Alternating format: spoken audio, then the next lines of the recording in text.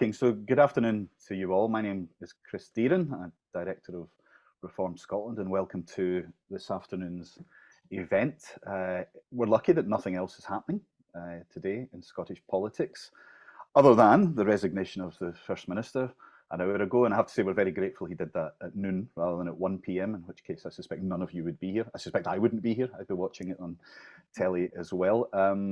But we are, of course, delighted to focus on an issue that is far more important than the leadership of the SNP, certainly in the short, medium and long term, and that is the future of the NHS, and that's part of our NHS 2048 programme, which I hope you're all aware of.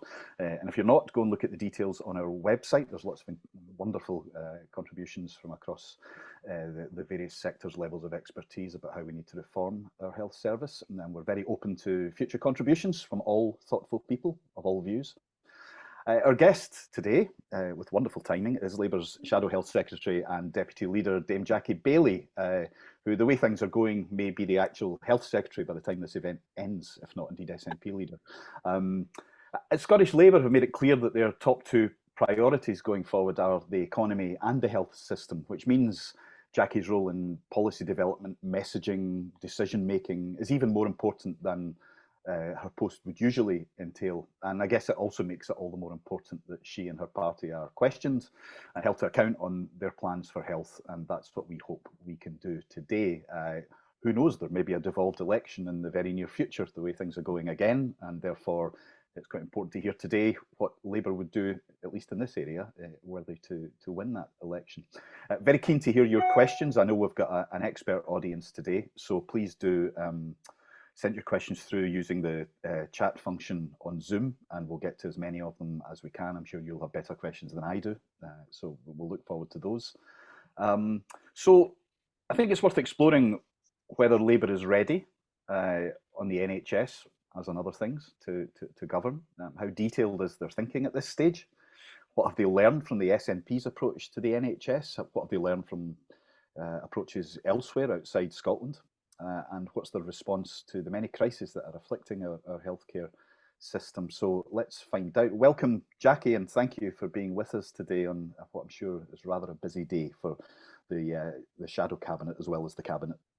Thank you very much, Chris. I haven't a clue what else is going on today. I have no idea what you're talking about, but I have to say, this does focus our attention and accelerate what we're going to do in terms of, policy development, because in fairness, we're facing a Westminster election quite soon, I think, where the reality is health is devolved.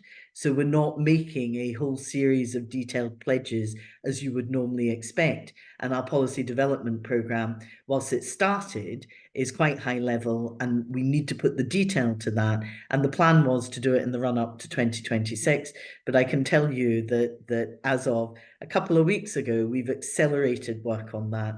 And I undoubtedly will come to many of the people on the call for their wisdom and advice as we try and move forward.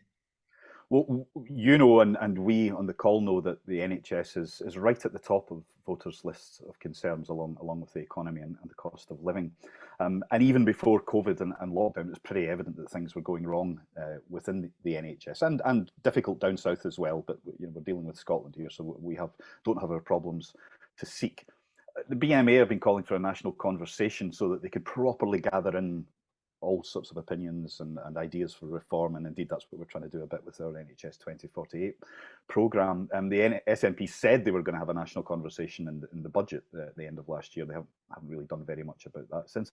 Is that a model you're in favour of? Have you got your own approach to how you would gather, other than coming on Reform Scotland events and asking people to help? Have you got a kind of structure in mind for? Happy to come on anytime, but no, the reality is the BMA have been asking for a national conversation for some years now, and until we got to the budget, which was pretty tight, they hadn't conceded it at all. In fact, they'd said no at every turn. Now, I'm all for having conversations with people. I think, government needs to be open to having those discussions, particularly in Scotland, which is small, which makes it easier to do. It's not a bad thing. It means we all know each other.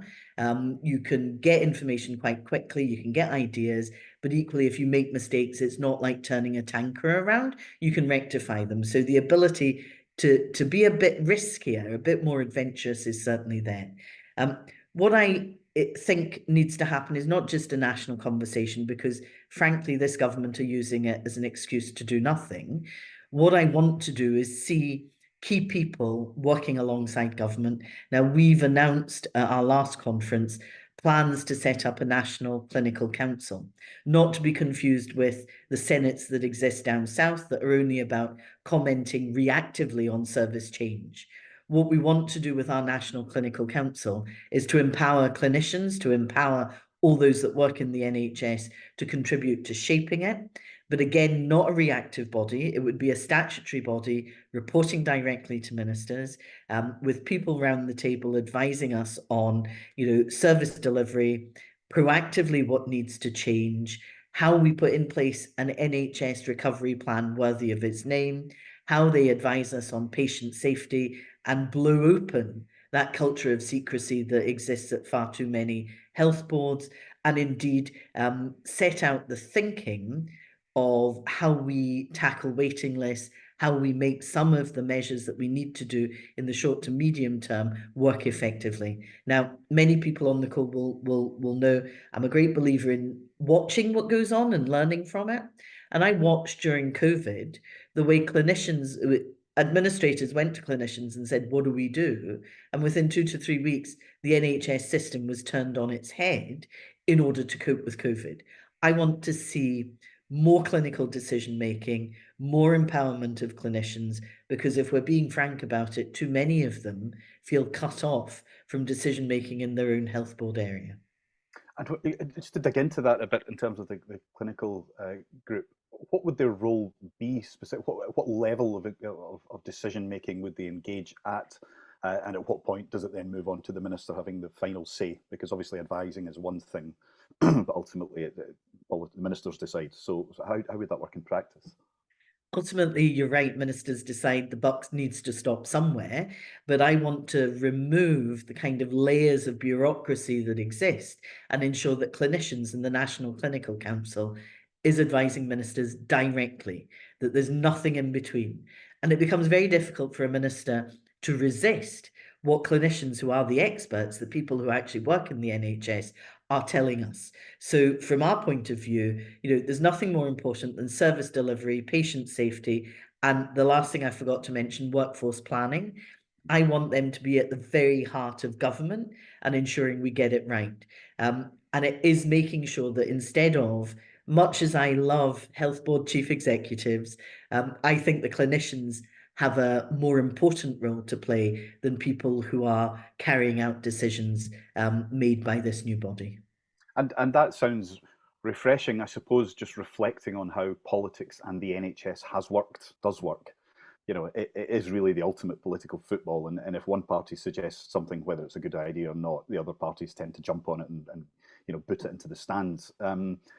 So I just wonder, is that fixable? And it might be something you'll say because you stand a chance of coming into government now, but in opposition, Labour and the other parties haven't always lived by those rules because you're trying to get one up on the government. It does feel like the level of crisis is so extreme within the NHS now that this needs to be a shared responsibility to decide some certainly medium and longer term strategies, some goals, and then work through that, because it'll take decades to fix a lot of this stuff, the kind of heavier lifting on it, and that we almost need, regardless of who's in power, a sense of national direction that would come from you, from current health secretaries, from future health secretaries. Is that really doable in the political climate that we have? Is there's very little difference between Holyrood and Westminster now in the two swords length approach to politics, even though Holyrood was set up through a voting system and even the shape of the chamber to be a different kind of politics. It's not very different now. It's just, it's a zero-sum game on all sides. Is there a way to fix that so that we can actually get some stuff done? I think there is, because there are certain fundamentals that I think people in Scotland agree on. And I think we need to carry both, our communities, our patients, and the clinical community with us. And I think people want us to travel in the same direction. I mean, I've got to be honest with you, I am frustrated every time a minister pops into Parliament, thinks that the way to deal with my criticism is to announce a sum of money that they've probably re-announced. And here we have another initiative pulling people in a different direction. The NHS needs to be simplified in the sense that we need to be clear about what matters, what the priorities are, and get them to deliver against that. Now, if you take where we have common views, the founding principles of the NHS, of which Labour is rightly very proud, but I think it's probably the nation's most favourite public service, is that it should be free at the point of use, irrespective of your income, and it should be based on your need. I think everybody signs up to that in Scotland. Yes, we are starting to see a two-tier system developing, but I think that's a measure of the frustration and the crisis that the NHS is in. So people want to keep it public, not private. People do love the NHS, although I'm conscious from something David Belfall posted on your forum that actually satisfaction levels in the NHS are reducing. The reality is people who come into my constituency to complain are at pains to say, these aren't the doctors and nurses, they're run off their feet. It's the system that isn't working for me. And so there's still a lot of affection for the NHS, a will for it to do well. So I think there's lots of things in common that people agree with. Where I think the diversion comes is a recognition that this needs to be funded, a recognition certainly that I have that you can do nothing in the NHS unless you invest in the staff, because the staff are the backbone of the service.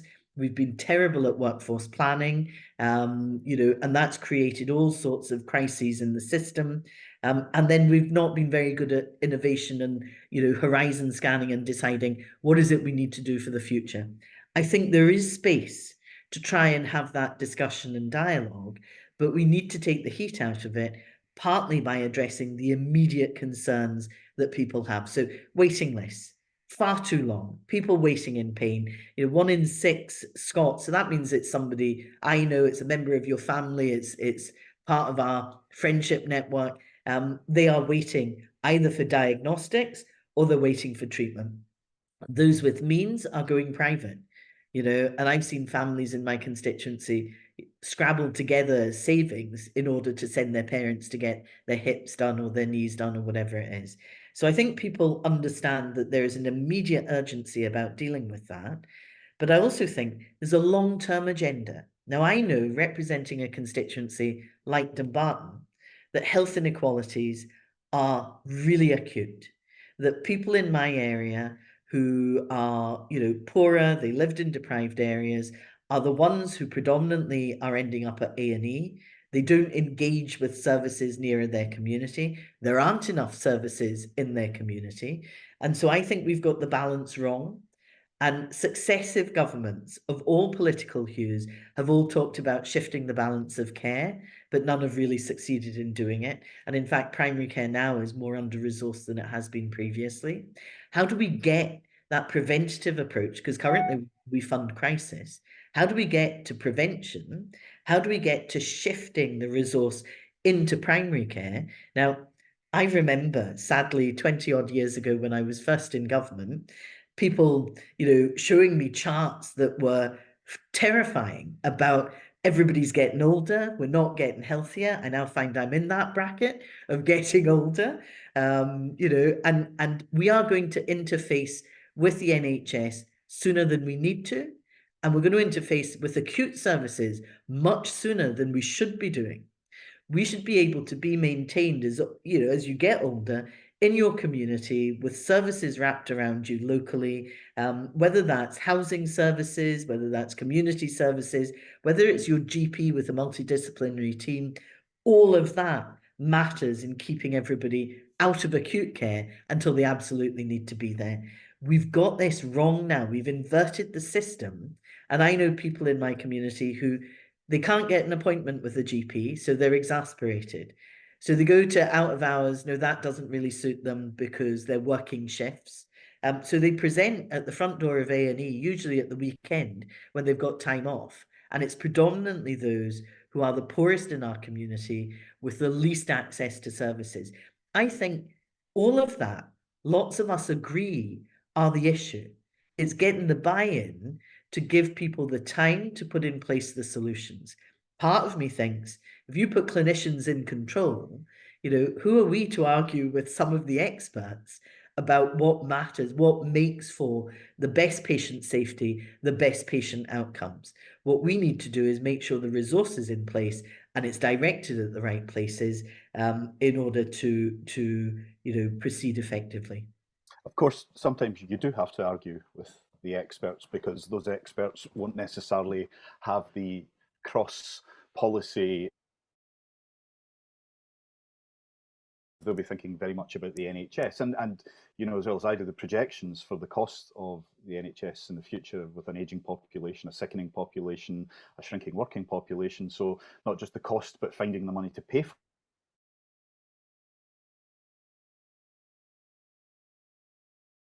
pretty much usually expensive. It doesn't make things cheaper, or at least not in the short term. It's the kind of thing that politicians say, and we never ever get to that point where it suddenly does save money. You talk about funding. How are you going to fund this? Because at the moment it looks like the NHS is going to, and the welfare state in general, is going to continue to eat up an increasingly larger part of the public purse, to the point that other budgets, important budgets, are going to have less money. So, and I guess your leader, Anas Sarwar, has said that he'd like to bring taxes back down once economic growth is in place. So, there's a lot to juggle, and you'll have to juggle education, and you'll have to juggle transport and other things that need resources. So when you talk about funding, have you thought that through, or is that just a thing that you say in opposition, that we will give people what they want? No, we absolutely need to do more thinking on that. So some thought has already been given, particularly at a UK level, as to what they would do in terms of the NHS in England. We, of course, get formula consequentials from that, but we need to grow the cake bigger. If we're going to take a bigger slice of the cake in recognition of what needs to be done, then the overall cake needs to grow. And there's no getting away from, we need to grow the economy, we need to increase the amount of taxes that people pay, in the sense that we're growing that economy, and we need to close tax loopholes and deal with that as well. Not all of that will be enough. I've been around sufficiently long that I've seen, the amount that's spent per head for health in Scotland at 22% more than the rest of the UK, now dropped to 3%, with no concurrent increase in people's health outcomes or healthiness. So the reality is we're being squeezed, when actually I would argue we probably need more resource given the levels of deprivation. But equally, I think if we continue to fund crisis, you're right, this will just become more and more expensive, and the amount of money you will require to meet that will increase exponentially. We do need to do prevention. We need to stop people getting into the place where they are going to cost the NHS more. They're going to die younger. And I am deeply ashamed that, in terms of mortality rates in Scotland, we're now, for the 3 years ago, I think, was the first time in the collection of stats that we started to go the wrong way. We need to stop that from happening, and we need to stop people engaging with the NHS much quicker. Where I would spend money, though, absolutely would spend money, is we have a real staffing crisis. 4,000 NHS nursing vacancies, 14% of consultants' posts not filled, and a real problem with GPs. The promise of 800 is not going to be met, the additional 800 GPs. More and more GPs are female, they're working part-time. We need to make sure that if we're going to resource primary care, if we're saying primary care is the answer, then we need to increase GPs, the number, and we need to increase the multidisciplinary team. That means a shift in where the resource currently is. And that's partly why we're saying, why do we need 14 territorial health boards, 8 special boards, 31 health and social care partnerships, and 3 regional planning bodies? There isn't enough talent to go around Scotland to staff all of them really well. Let's focus on what matters, which is primary care, and let's rearrange what we do so that the governance structures are pointing in the same way as where our priorities are and where the funding needs to be. So a lot more thinking needs to go on as to how we fund particular things. The one thing I should point out that I understand that capital isn't part of Rachel Reeves' fiscal rules. So I'm getting quite excited about the prospect of that. Okay. You mentioned the gaps in the workforce, and we've heard an awful lot about those across the whole piece, if you like. Now, I suppose one of the reasons that people aren't going into it. It might be the state of the NHS and the nature of the job at present that bright people and people, you know, with compassion who in the past have gone in, have looked elsewhere and thought, well, I'd have a better quality of life, quite better balance of life doing something else. But, you know, in a country like Scotland, where it's often felt that if an influential sector demands money in the public sector, that the SNP will simply grant it to them without any sort of real attempt at negotiation. There has to be a kind of quid pro quo, doesn't there? And Labour in the past, when it was in government, has made those kind of deals with doctors, GPs, and the rest of it. So if it came to an agreement about trying to improve the pay and conditions of people working in the NHS, what's the quid pro quo that you'd be looking for in terms of working practices and the rest? You know, we know there's a lot of frustration about getting access to a GP appointment or the waiting list that you're on or whatever. You know, the NHS in many ways is structured in ways that can be a bit old-fashioned in terms of working hours, when you can get in, when you can't get in, the rest of it. Do you have any kind of thoughts on you know, what you'd be asking for in return for maybe a more generous settlement? Yes, I mean, there are a number of different things. Right from the very beginning, as we're training, you know, new clinicians, I would want to investigate whether something like golden handcuffs work. I want to keep them working in the NHS in Scotland, not benefiting the NHS in Australia or New Zealand or Canada, for example. And I think it's only reasonable to say, if we're going to train you and invest all this money in you, we need you to work with us. I don't think that's unreasonable, but that's one example. The other thing that I think is we can look for increases in productivity, increases in terms of better outcomes. You talk to many, again, GPs as the example in the deep end practices. They talk about the real challenges that their patients have that's not resolved in a 10-minute visit, that actually needs to be anchored in a range of community services, including benefit advice to maximize income, including, you know, input from people like Macmillan, where there's a cancer diagnosis and people require a whole degree of support that's for the family as much as it's for them, wrapping all that round. And I think if you give doctors the tools that they need to perform the work they do, then I think it is a balance between ensuring that they are paid well and ensuring that there is enough money to make sure the service is second to none. But let me give you other examples. Not that I just want to keep telling you stories, but these influence me so much. I met a 60-year-old consultant. I won't tell you her name for fear of embarrassing her. But suffice to say that she had decided at that point in her life that she didn't want to do shift work anymore. So she went and spoke to whoever her manager was and said, you know, I'm happy to work 9 to 5, Monday to Friday. And they said, no, thank you. And they lost her. They lost 40 years of experience and dedication to the service because they weren't prepared to be flexible. That's one example. I could cite you many, many more of a rigid system that doesn't bend and recognize that we want to keep people working in the NHS for as long as possible. So whether that's about fixing the pension system contributions, which was a reserved matter, to actually doing interviews with people, pre-exit interviews, to try and stop them from exiting to retain their services. So yes, I'm not scared to make hard deals with the profession, because the one thing we both care about is that the NHS flourishes and patients get better outcomes.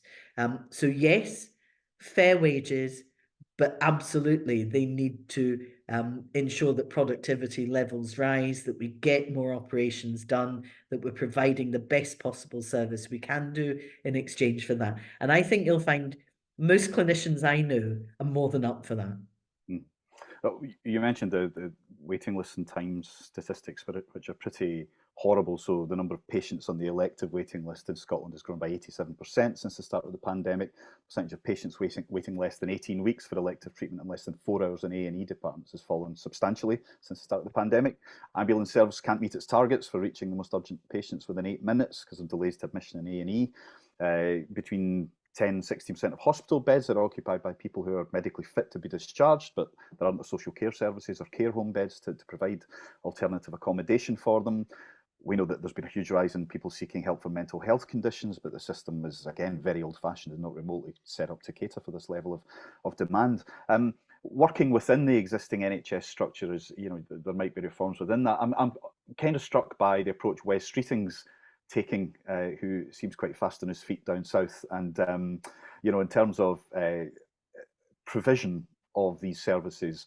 And if the service is free at the point of use, does it matter who is providing it? And we saw Tony Blair do something similar with his diagnostic treatment centres that cut waiting lists quite substantially in the new Labour years. They were provided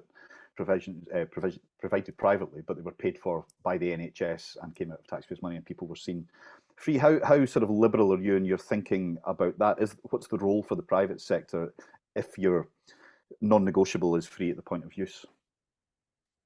To be honest with you, the private sector is already involved in the NHS. We've got, you know, Atos doing many digital things with the NHS. There are others besides, Microsoft doing stuff. Then there are private ambulances already there. We're seeing the NHS itself as NHS Scotland buying private capacity to manage the worst waiting list. So it's already there. The issue for me is whether we are saying it's a two-tier health service, or we're going to harness the private sector to assist in the provision of the NHS. Now, I have no problem with harnessing them, provided we're deciding how they're used. My problem is if we're allowing a two-tier health service to grow without any checks or balances. And the difficulty is the private sector in Scotland was very small. It's grown a bit bigger. We're now seeing even private GPs coming because of the frustration of people not being able to get GP appointments. So I would rather control the input of the private sector than have it just grow because we're not meeting demand. You rattled off a whole list of things there, which to me just speaks to the nature of the challenge. The obvious answer in the past with problems at A&E aren't actually problems because A&E is too busy. It's because there's no beds in the rest of the hospital for people to then be admitted to. And so you've got people waiting in corridors, you've got the new, I forget what they call it, flow system that actually transfers the risks onto the ward. But the reality is there are insufficient beds. But in order to have more beds, you need more staff. We're carrying 4,000 vacancies. So, you know, it's a chicken and egg. But the one thing we haven't mentioned so far, but you touched on it with delayed discharge, is the role of social care. I cannot begin to kind of emphasize the important role I think social care has in preventing people from getting into hospital in the first place, and actually for facilitating quick and easy discharge. Now, if you look at the current system, social care comes in too late. Once the clinical, you know, view has been approved, then you start to see social care gearing up to take somebody out of hospital. We should be involving them much further downstream, where we can get the systems using new technology to talk to each other that involves social care from the point where the individual is admitted, so that by the time they're looking to come out, we have a smooth transition and a path there. Now, I've seen this happen. I would like to trial this to see if it works, but that's something I would actively want to implement, because if you get that interface right between health and social care, and disappointingly, integrated joint boards don't appear to have done that. We can get that interface right. You deal with a lot of the capacity issues in hospital by freeing up the beds that are there. So there are solutions if we're prepared to try them. What about the structure of the care system? We obviously went through a big debate, or kind of went through a big debate when Nicola Sturgeon was First Minister, and she came out with the idea for a national care service, which was then taken back to the drawing board, as with so much else, when Hamza Yousaf came in, who's obviously also on his way out now. What was your position on how you would structure a care system? Would it be run under a national rubric, or is it something that's better left in local hands? So, Chris, I thought you'd been around a lot longer than you have, because it was more than a decade ago that the National Care Service was my baby, and Nicola Sturgeon, who was Health Secretary at the time, said no. And let me not tease you, but explain to you why we came about that view. I lived through Clostridium difficile at the Vale of Leven Hospital. That was an issue in hospitals across Scotland, and I watched the unequal relationship between health and social care play out in patients from hospital being dumped in care homes, untested, without PPE, you know, and it was a tragedy unfolding. The same happened with COVID. And my disappointment is people who were around during C. diff didn't remember those lessons during COVID. Consequently, the government then changed its mind and decided a national care service was the thing to do.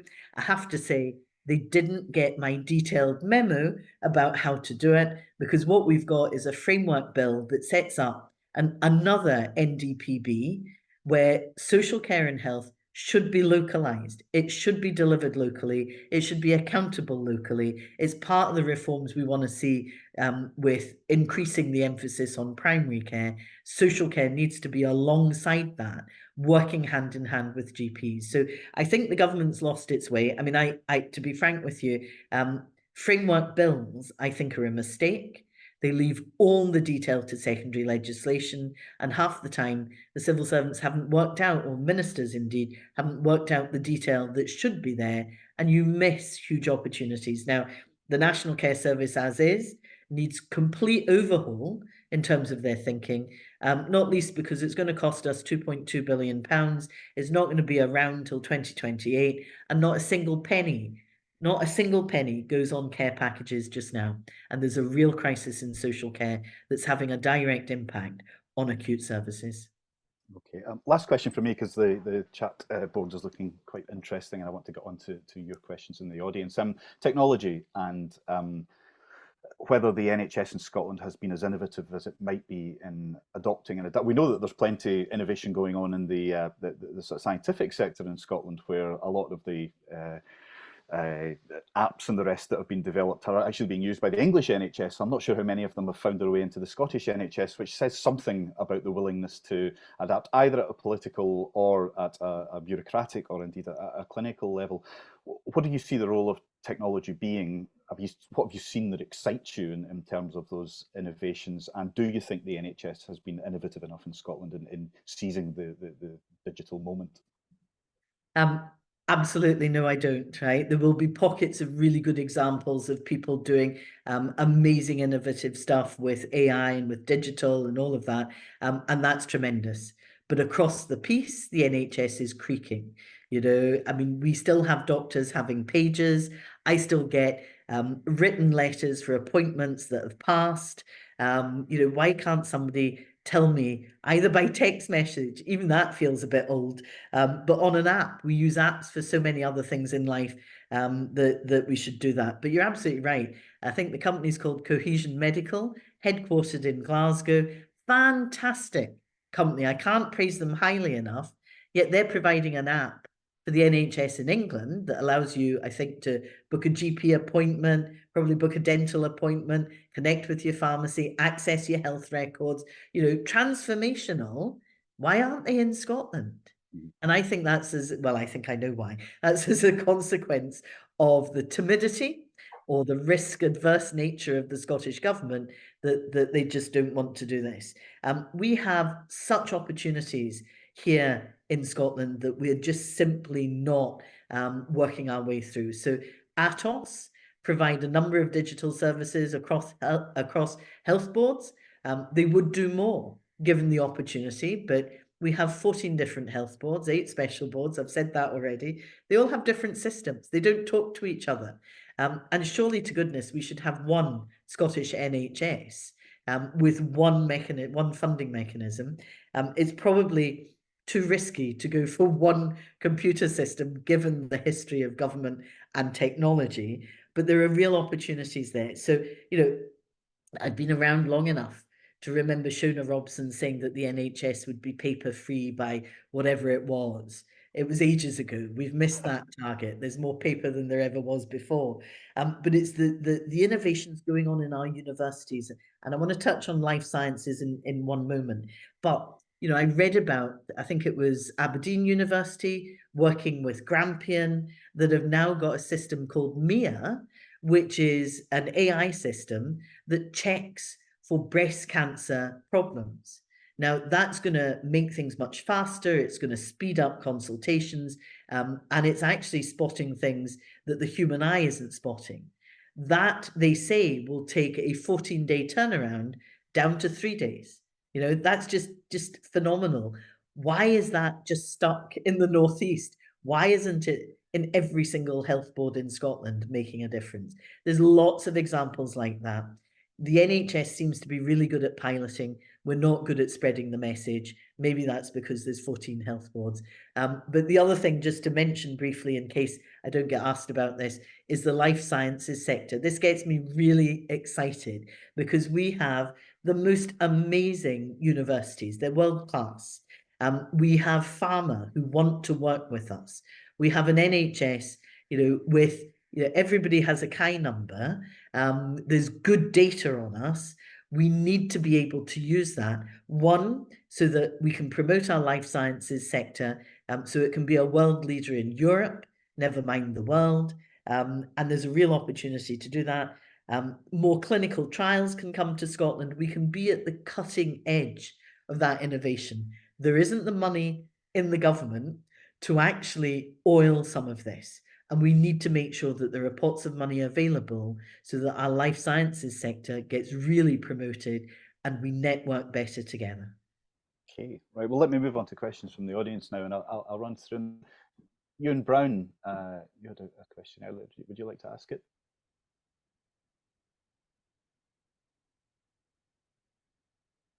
Yeah, my question's up there, I think, on is really, would Labour consider devising a more contractual system where the responsibilities of NHS Scotland and those of politicians could be spelt out in more detail? Now, having asked the question, I almost immediately expect politicians and civil servants to bounce back and say, no, we really don't want to define it anymore because we like to keep it vague and just take things as they come.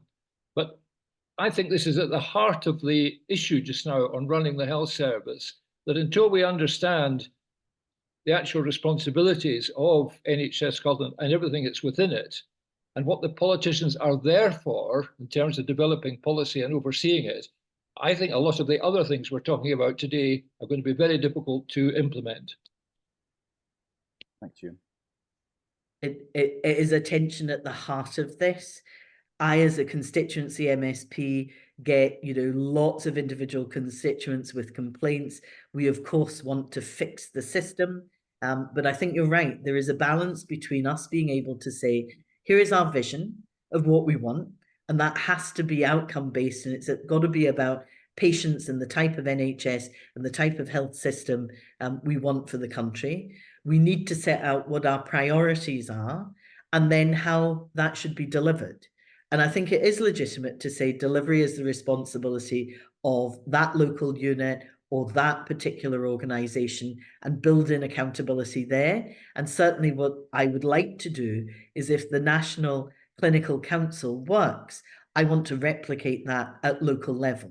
So you have an accountable body sitting in the community that can explain what goes on and why they've taken the choices they've made. And I think that would work. It will not stop other politicians calling up ministers, when they're in the chamber, about what about Mrs. Smith's knee operation that should have been done yesterday and has now been cancelled. So it is a balance. It's absolutely a balance. But I think if we're starting to set up structures like national clinical councils, I am empowering clinicians more and more to do some of that.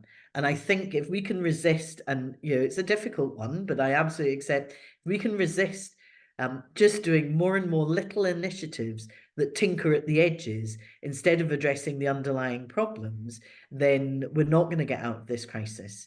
And we need to be much more laser-like in terms of our focus on the things that matter, that will make a difference, that aren't about window dressing. All right. Thomas Mulvey from Marie Curie. Hi Jackie, hi Chris. Thanks for your time this afternoon, and thanks to you, Chris, and the Reform Scotland team for putting this on. Calling in from Marie Curie, for anyone who doesn't know, we're the largest third sector provider of adult palliative care in Scotland. Jackie knows that, and she's been very supportive of our work. I just wanted to ask, how important is ensuring everyone gets the right palliative and end-of-life care and support in rebuilding our NHS? Okay, there's a right to palliative care bill being brought forward by Miles Briggs, I believe. But so we're going to have an interesting discussion about that. Do you know, I value palliative care. Palliative care doesn't necessarily need to be provided in hospices. Some of it is provided at home increasingly, and some of it is provided in hospitals as well. The reality for me is we need to get more access to better end-of-life care wherever it's delivered. And part of that is enhancing what we do, both in terms of making sure that the sector is viable and sustainable, because the work you do is second to none. But the work, I think Marie Curie is a great example, is not just providing hospice care, but actually going into people's homes, providing care at home, supporting the family, and helping people to have a good death. But at the moment, your funding is precarious. It's not sustainable. You do a lot of income generation yourselves, and we shouldn't interfere with that. But there are little things that government could do that don't cost a lot of money that would make a difference. So one recent example was when there were the pay rises for Agenda for Change nurses. That wasn't applied to the voluntary sector at all. So the reality is you have many of your long-serving, very able nurses being able to get £2,000, £3,000, £4,000 more by simply crossing to the same band in the NHS. We need to stop those differentials arising that create unintended consequences. So you should be part of the Agenda for Change programme, because I think that will help enormously. But I do think it is about giving people the right to access palliative care, but understanding that there's a whole spectrum that could be put in place that deals with that, including, you know, a GP and their multidisciplinary team at primary care level, or indeed the expert services of somebody like Marie Curie. And what's your position on the legal right to choose to end your life, Jackie, which obviously been another subject that's been... So I've been on a journey with this one. We, of course, have a free vote. I started off being very much against what both Margot MacDonald and Patrick Harvey produced before. Liam Ewing is an altogether different character, and much more influential amongst the group of MSPs. But he actually positioned his bill much more narrowly, and that invited you to think seriously about it, because of the safeguards he's trying to build in.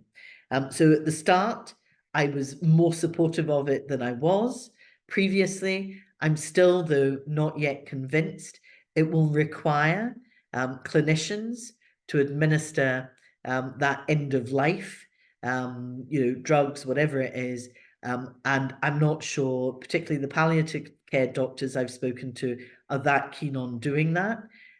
There are concerns about mission creep, where in other areas they've seen the expansion of the law to include other categories. Some very powerful evidence given to us by the Glasgow Disability Alliance about the view of disabled people. And so I am now much more cautious than I was before. And I think by the time we get to the vote, my inclination is probably to vote against it. The genuine thing for me is who in the NHS is going to administer this? And the government haven't yet taken a position, and surely they will need to give permission for clinicians in the NHS to engage with this. Okay, very complex ethical issue, as you say. Next question from someone who's probably familiar to you, Ian McCartney. Are you there, Ian? I can see you're there. If you'd like to ask your question. Right. Thank you, Jackie. Chris, thanks for a very interesting discussion so far. As a member of Perth and Kinross Integrated Joint Board, with all the problems everybody's got, but it's about rural National Health Service and rural primary care and care facilities. We not just suffer from resource problems in terms of capital investment, but it's increasingly nearly impossible to get any trained staff be able to afford to come and live in some of the rural areas in Scotland because of the cost of housing. And I was wondering what you're considering trying to do in terms of looking at the rural health service differently from the urban services. For example, in our area, we're now in a situation that we've got one of our districts which, if they go ahead with the last closure of GP surgeries, there will have been no GP surgeries in this huge part of Perth and Kinross. And so other issues. So I'd like to see political parties, and particularly my own, look into what we can do in terms of identifiable rural services and utilise them. And the final point about that is, if I have a heart attack, it may be 45 minutes before I can get an ambulance from Blairgowrie, and that's not going to happen. And I don't use not to personalise it, but the point is, assets in the rural areas are critically important to be utilised by professional staff to be able to do the job. Thanks, Ian. And that is a tension in the NHS, Jackie, isn't it? Between the idea of, I guess, centres of expertise where you can have big units where you've got all of the best people who are doing the same thing over and over and exposed to all the latest research and training and the rest of it, but also providing that comfort to people that they're close to being seen where they need to be seen. So what would you say to Ian? Well, firstly, hello, Ian. This is one occasion where I can say I knew your father. Yeah. But I think what we need to do in health is we need to kind of get out of the silos. It's something you touched on earlier, Chris. Is not just about the NHS. It's about the whole system contributes to our health and well-being. So taking the housing point, if you've got access to decent warm housing that's not covered in damp and mold, that can provide a shelter for you and your family, that has to be a starting point, not just to attract GPs and nurses to come to live in a rural area, but for the whole population as well. So I would like the government to take a whole system approach to people's health and well-being and join up what goes on in the NHS. I mean, I remember when we had the homelessness task force, one of the key things to preventing rough sleeping and homelessness was making sure we joined up with the NHS, and there is now specialist homeless provision within the NHS to help deal with this crisis. So it is about making the joins. But what I would say to Ian is absolutely in rural areas, the problem is one of access. Getting to and from whatever medical facilities that there are is critically important. Bus services are cancelled, GP surgeries, are no more, and we are fast becoming, if you like, GP deserts in different parts of Scotland. So we need to look at what we can do to incentivise GPs, nurses, and others to move to the area. Is that about rural housing? And I see somebody's posted in the chat about Labour's rural housing initiative. Is that something we should bring back for key workers in particular? We've done that before. Should we have salaried GPs coming to run services in more remote and rural areas? That's something that's also being suggested. But the thing that I think sustains communities is actually local services. And it's getting the right balance between, having access to a range of local services, but using new technology in particular to connect to more specialist services elsewhere. So I've seen really good use of new technology in kind of Argyll and Bute and the Highlands, where consultations are done over Zoom or over Teams, and x-rays are sent backwards and forwards. Let's have more of that. But I equally have seen, even in the Vale of Leven, which is not quite as rural as where you are, but I've seen people go for their cancer diagnosis and their consultant support to the Beatson, but then be at the Vale of Leven for their chemo and for their, everyday kind of support and services. That works well. That's a model that we need to look at that has local services delivered as locally as possible where it's appropriate to do so, and see for the specialist stuff that will make a difference to your health outcome. Then yes, people we know will travel for that, but we need to plan that with patient transport much more effectively than we currently do. Okay, there's loads of stuff on here, so I'm going to have to miss people, and I'm sorry for that in advance, but just the ones that grab my eye. David Alexander. Question about data sharing. Sorry, on mute. Well, I put quite a few comments up, but the one thing that I think really struck a chord, Jackie, is you use the word productivity.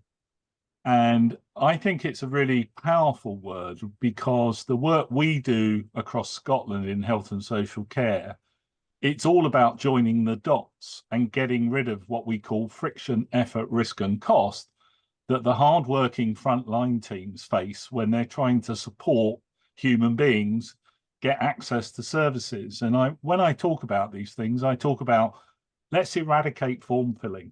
Let's make sure the data flows between service providers, because as we know, health and social care is a community endeavor. It requires multiple service providers. And I would love to see more focus on improving operational services using what is available today to make individuals an active participant in it. So if there could just be some emphasis on joining the dots. We've waited decades for plan A of these giant systems that never arrive, doesn't matter what it is.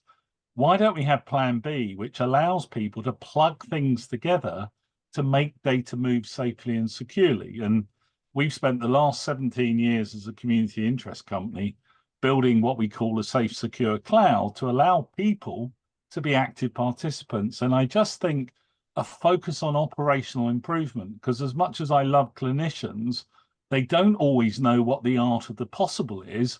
They know the outcomes they want to achieve, do no harm, get rid of the waiting list and things like that. But if you talk to the people on the front line, they'll tell you about the friction, effort, risk and cost and the bureaucracy and the duplication of entering data repeated times. So if I could just passionately ask you to consider operational service improvement, join the dots. Those are the clarion cries. We're just finishing a paper on that specifically to support a number of organisations that are just trying to make a difference. And a shout out for the Digital Health and Care Innovation Centre based out of Strathclyde, who are doing it for real every day in Murray, Midlothian, Lothians, Aberdeen, Lanarkshire. So, you know, there are people on the ground that get this, that are trying to make a difference. That's not really a question, is it? No, David, I was going to say, can you give me your phone number after this call? Yeah, certainly. Without a shadow of a doubt. Thank you. But I think the point you make is absolutely right. And it was what I was describing with delayed discharge. It's about getting the connections much earlier on to cut out some of the opportunities we're missing. We don't focus on them. So I like the joining the dots. All right. Just going to move to David Belfall, who I'm sure is going to have a very interesting question, Jackie. David.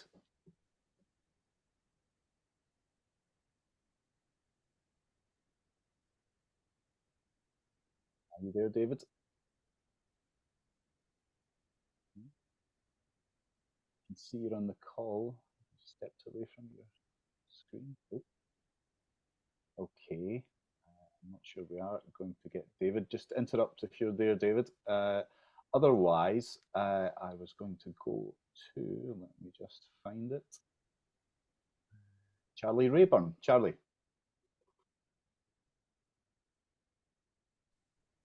Hello. Lots of issues that you've been talking very in the discussion, particularly that impinge on what I'm talking about. It's really, in a sense, linked to prevention. We have pretty clearly one of the poorest pictures of health and well-being, essentially in Europe anyway, and probably around the world. Some of these are not going to get sorted in one political administration. I would suggest most of them. We've got to get on a road, surely, where everybody has got something to give to this business of trying to improve the way we live. So the Christie Commission, I thought, might, if it was implemented, help. I happened to work in West Lothian when we became the UK Council of the Year in 2007. And I know our chief executive was part of that, but it all got left. But one of the things that was helped to success when we were on the go was the relationship between the health board and the council services. And you found there was very big differences in salaries and conditions. And if you keep going with such huge differences, I happen to be involved in sport and education. It has been nothing but cut and cut and cut for year on year, and that Labour Party was part of that. And now we've virtually got nothing except the volunteers where they're left, or a few social enterprises. We have the worst record in Europe. We know, we published that recently, my charity, of boys on the drugs, just about the worst country now in the world. So some comment about this very tragic picture, but is there hope in Labour's thinking that we can get to more cooperative work? It will need all the political parties. It will need all the services, all the volunteers, everybody to feel we could do something about making our lives happier and healthier.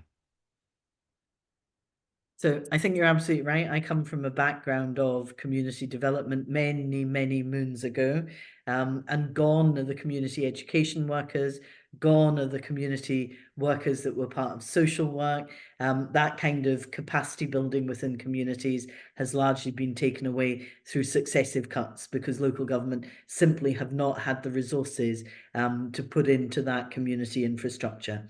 Yet for me, prevention is very much a community activity. We can do whole population measures, and we do on drugs, on alcohol, on diet, and of course they must continue. But the reality is, where you get the biggest bang for your buck is if you're dealing with deprived communities, because if we're honest, the worried well, most of us on this call will heed public health messages, will follow them, will cut out X or Y, or, you know, not drink as much or exercise more because we listen. But those in our most deprived communities, you know, they've got too much chaos in their lives to be listening to public health messages and following them. So we need to find mechanisms to get us into those communities, to do the prevention where it's going to make the most difference. I have found in all my years in community work, the people that work best aren't the health professionals, forgive me, going into the community to tell people how to do things. It's the capacity builders that help those leaders in that community tell their community how to do things. So, you know, and they are usually women, but the maternal kind of female activist who's trying to pull her community up by the bootstraps is the one that's going to have most impact on bringing breastfeeding rates up than anybody else, you know. So it's how we empower those agents for change in our community. I am old enough to remember the Christie Commission. Is it prevention, performance, participation and partnership? Unfortunately, despite all the warm words from the government at the time, it just hasn't been implemented. And, you know, that to me is a tragedy because that was about us working together to focus on prevention, to change the dial. And I'm not sure that that's been done. But Charlie, I think you're absolutely right. This is something we need to do for the health of the nation. We absolutely need to do it.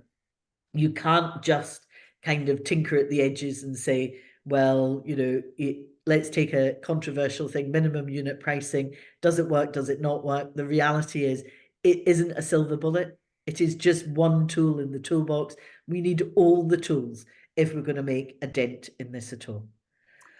Okay, well, we're pretty much out of time. I just wanted to ask you one last question, Jackie, and it's something that comes from conversations, public and private, with Labour shadow cabinet people over recent months, which is that you know, there is a sense that you guys are, you know, ready to seize power in 2026 if the electorate wishes that, but that your feeling was that you needed a bit more time to devise a manifesto, a depth of policy below the headlines, so that you were ready to govern. And I've heard shadow cabinet ministers say that publicly. Obviously, this week you're pushing for the fall of the government, which, if it happened, could mean that you were in power within, you know, a matter of weeks, months, if not weeks. Are you ready though? Because, you know, some of it was the policy announcements were headlines, still in search of the detail. And my maybe slight concern about this is you're seizing a political opportunity that isn't really the plan, or wasn't the strategy, the plan about getting in and being able to do things properly, thought through, not announcing headline, policy and then not following through? It's not about rhetoric, it's about delivery, which was one of the changes maybe that some of the critics of the SNP have wanted to see. So is this just a question of having to seize the moment when it's there? It's not really ideal, is it? Moments like this don't come along very often. I've been in the Parliament for 25 years. I've seen the SNP at close quarters for 17. In the latter period, it's lacked even the ability to be competent. We always used to laugh, and David Belford will be on this call, that if the ministers weren't very good, the civil servants would run the show. I'm not sure that's the case anymore. And so the reality is, faced with something that's chaotic and incompetent, we need to seize that opportunity. Could our policy platform be better fleshed out? Absolutely, without a shadow of a doubt. But then, if you gave me 5 years, I'd take 5 years.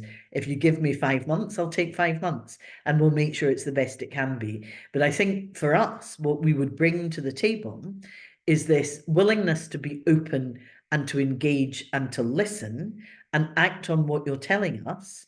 But also what I want in government is, to shake up the machinery of government, and actually potentially to have fewer departments, much more focused on what the priorities are, and also to have something like a delivery unit. Radical thought that is, but to get the policies that sit on the shelves out the door, but in a way that they are deliverable and they make sense to people. So it is about partnership. And it is about improving performance. I'm going back to Christy again. It is about all of you participating, but above all for me, it's about preventing the ills for the NHS of the future that we can do now. And I think by working together, I would say to you, bring it on. I'll have an election tomorrow. All right. Well, thank you, Jackie. Jackie's now got to go and sort out the rabble at Holyrood, and I've got about 9 pieces to write in the next hour for various publications. So we better crack on. But thank you so much, Jackie, for giving us your time on such a busy day. And thank you to you for joining us. This will be an ongoing conversation, hopefully. And we will be doing much more in the NHS in the months ahead as well. So keep in touch, and we'll see where we go from here. But thanks again, Jackie, and thank you to you all for today. Thank you. Thank you very much.